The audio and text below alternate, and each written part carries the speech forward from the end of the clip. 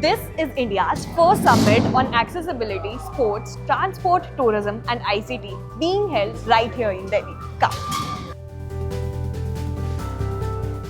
And this summit is organized by Swayam, an initiative founded by Ms. Sminu Jindal.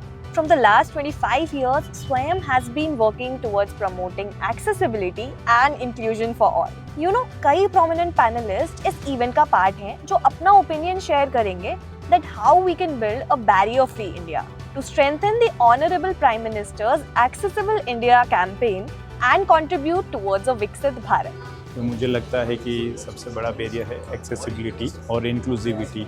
This is an intervention that requires work from the top as well as from the bottom to be able to come together. In words of Prime Minister Narendra Modi, it has to demand sabka saath, sabka prayas for sabka vikas. Accessibility is a solution that affects all of us and all of our lives become easier. But if we keep it under the confines of disability, it will only get there. The whole idea about this summit is to bring it away from it. That is why we have chosen sport as a medium, because currently sport is very much talked about in India because of the para-athletes' performance. So that gave us an opportunity to talk about sports from that angle and how tourism happens. What was important is that we focused on all the different sectors. We showed that it is not about one sector or the other. It is not only physical accessibility, for example. It is also information accessibility.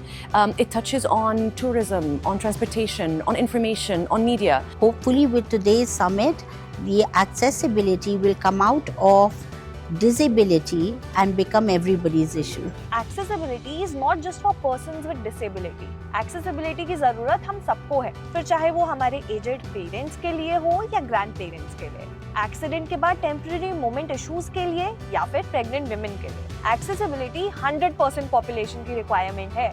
But now it's your turn to take it forward. Let's talk, let's act and make India more inclusive for everyone.